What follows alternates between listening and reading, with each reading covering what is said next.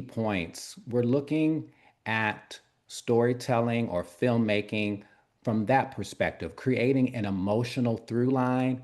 And then in more real life situations where we're talking about abuse, emotional abuse often leads to physical abuse. We'll start this part of the discussion by looking at real life abuse. So Yes.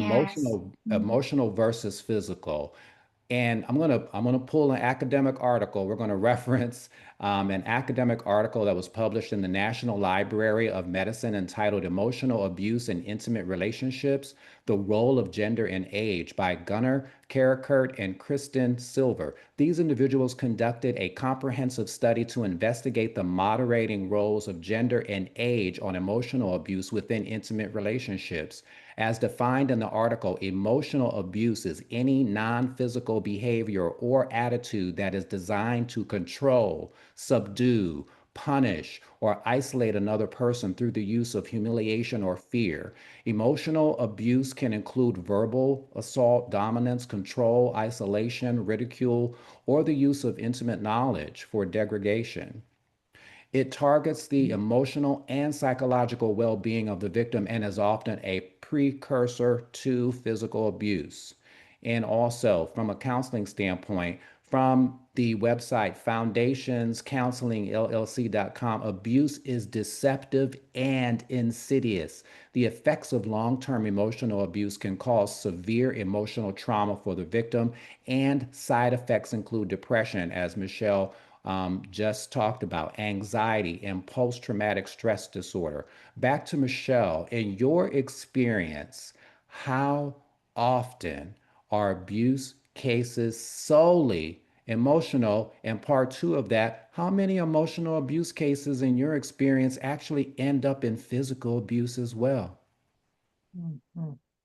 Well, the national statistics, which really roll into on the global side, because I also speak globally with other colleagues as to what's going on in other countries with these behaviors, is that so 1 in 4 women, so let's say population of 100 women, 100 women in your church, if you have 100, 25 of those women have experienced physical abuse in their lifetime.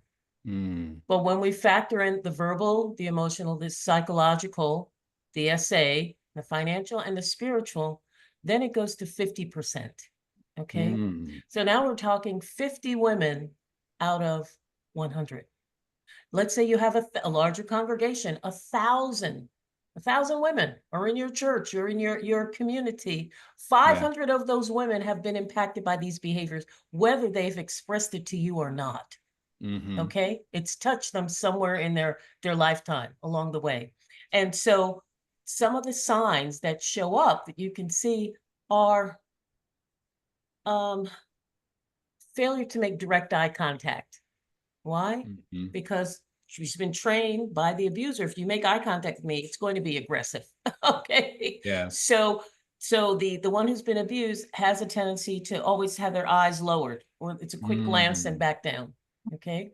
mm-hmm. It's a countenance and the shoulders, because again, I have to make myself feel small Mm-hmm. to protect me against you. And we're all know we're all probably watching worldwide the case that's going on right now, okay, in New York Yes. City. Mhm. And Yes. what happened, that this beautiful young woman, she learned to what? When the outburst came, she went to the fetal position. It became her Right. automatic response. She Okay. sure Let did. me make Mm, myself small to protect me. Okay. yes, absolutely. Sign.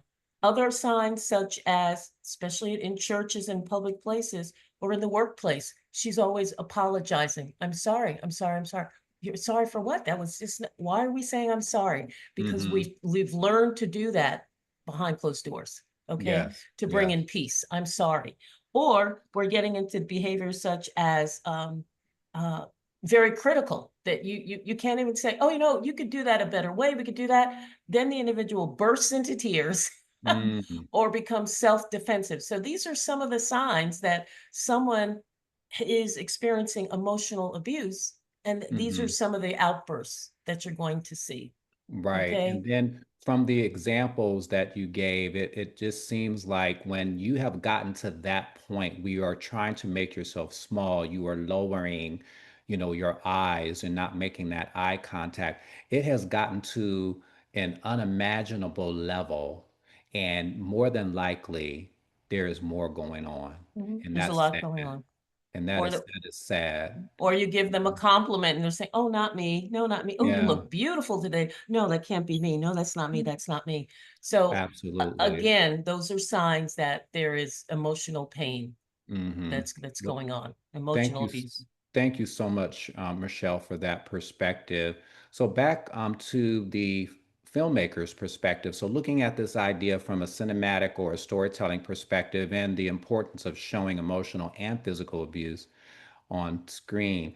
So when you're just talking about emotion, showing emotion on screen or in film, so we're looking at connection with characters, driving the story. It also enhances audience engagement. So, how to show emotion on film? Show, don't tell. Strong action verbs. So, for instance, you would use grimace, like they're grimacing or they're trudging through the mud, or beaming, like they when they looked at them, they were just beaming. Emotional through line. So, create an emotional journey for protagonists as an example, contrasting emotions, and then you can use subtext. So from the website finaldraft.com, in an article published there titled How to Create an Emotional Through Line in Your Screenplay, the article advises the following: give the script an emotional through line and the protagonist more of an arc. Zone in on one aspect of the character or protagonist. For example, the protagonist becoming negatively influenced by something, but then reclaiming themselves in the end. So there is a difference between a plot and a through line. The injection of a through line can lead to a stronger and richer script. A protagonist without an emotional through line basically is a shell of a character. So what is the protagonist driving motivation? So there should be constant motion, so nonstop tracking of the feelings of the protagonist. As an example, moments of frustration or victory. A through Mhm. line is an internal story that is running parallel to the external story. So Vanessa, with all that being said, can you give us an example of how you created an emotional through line for one of the characters in the Atonement series? Well, as you were explaining all of that, in the flashback sequences, and Emily is narrating those flashback sequences, it's the interaction between her and Jack Thornton, her husband. Mm-hmm. There's a scene where she's cooking, and she prepares a meal for him, and he doesn't like it. So again, that's verbal abuse. I could have done better. My mom could have done better. What do you call this? So he throws it away. Mm, And she doesn't respond. She holds her head down. She mm-hmm. takes the plate, she washes it, and she cooks again. However, there are a lot of shots of her scrubbing intensely. You can hear Mm, the screeching, or when she's cooking, having to cook the meal over again, you can feel the tension. She's taking her anger out on the dishes, her pots, and you hear this noise. And of course, it doesn't really face him at all. But there's that. There's the sandwich. She loves cooking, and he knows that. So mm-hmm. the only way he can the other one of the ways he attacks her is by telling her food is disgusting. Oh, But she's okay. known for her talent as a cook, and Mm-hmm. she's also known for being a creative person, writing her diary. He criticizes that, and she says, "Oh, okay, honey," and just walks away. So there's a lot of emotional tension between her and her husband. And it always haven't Mm-hmm. been like that, but it's through natural noise, the squealing, Mm-hmm. the screeching, just the whimpering when Mm-hmm. she's thrown into the closet Okay. and she's looking in the mirror and she's sniffing, and you can hear him just sort of inaudible yelling at Mm-hmm. her, calls her all kinds of names. But there's a lot of that, and those are told in flashback sequences. Mm-hmm. Those are not in the present time. So you used various methods to Yes. Mhm. create this